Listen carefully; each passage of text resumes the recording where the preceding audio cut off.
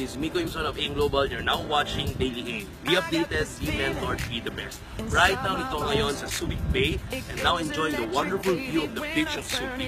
And today is February, the second month of the year 2017. And para sa akin, ito ang pinaka-perfect moment para sa lahat ng distributors and leaders natin to assess yourself for the year 2017. Assess yourself kung nagampanan mo ba lahat ng kinlay mo, dineclare mo at pinangako mo sa sarili mo, pinangako mo sa pamilya mo, pinangako mo sa network mo na gagawin mo for the start of the year 2017. Because second month na, this is the right moment kung pansinin mo ano ba yung activity mo. Ngayon na nagkaroon na tayo ng upgraded marketing plan at simula yun last January 16 at sa February na ngayon, this is the right moment i-assess ano ba nangyari sa akin. Most of us, marami sa atin nag-promise ng New Year na gagawin ko na by next year, sisimulan ko na talaga. By next year, hahatawin ko na talaga. By the start of the upgraded marketing plan, mas gagalingan ko na talaga, mas sasusuyurin ko na at dadamihan ko na ang schedule ko. But then again, this month, February, dahil nangyari na ang lahat ng yun, this is the right moment for you to assess kung nangyayari ba ang lahat ng kinlaim at dineclare mo.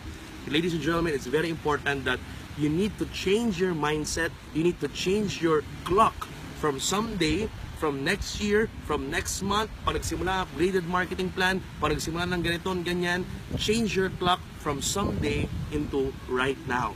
Napaka-powerful nung right now. You need to change everything from someday to right now. Kaya nga minsan, even na outside of network marketing, sa mga barkada natin, kapag may mga lakad, mas natutuloy yung biglaan, yung right now, kaya sa mga pinaplano pa someday. So napaka-importante na in your business, kailangan lahat simulan mo right now. Marami sa atin nagsasabi na, I fully understand network marketing, attend ako natin ng training, nanonood ako ng mga video like in Daily AIM, pero napaka-importante na hindi ka lang nanonood. Kasi pag nanonood ka, you're actually listening.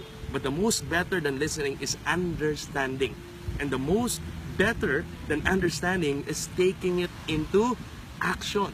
Kailangan gagawin mo talaga kasi ang pinaka-importanting understanding para maintindihan mo from the cellular level kung paano talaga ginagawa ang business is to experience it.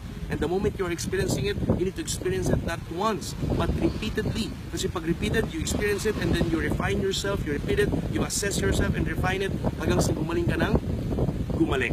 Kaya for you, lahat ng mga nakikinig ngayon ng video na to, para sa akin, umanap ka ng mga bagay na dapat mong gawin, pick up something that you need to do and do it right now. Not today. Kasi kahit today, pwedeng mamayang hapon, mamayang gabi, mamayang madaling araw, importante, right now. Start it now. Ang gusto namin sa AIM Global, transform yourself from a tomorrow person, from a someday person, to a right now person. Para lahat ng bagay, mag-improve ka at bumalik ka sa business. Again, if you like this video, share it to your group and subscribe to Daily AIM. This is Miko Imson saying happy networking. God bless you.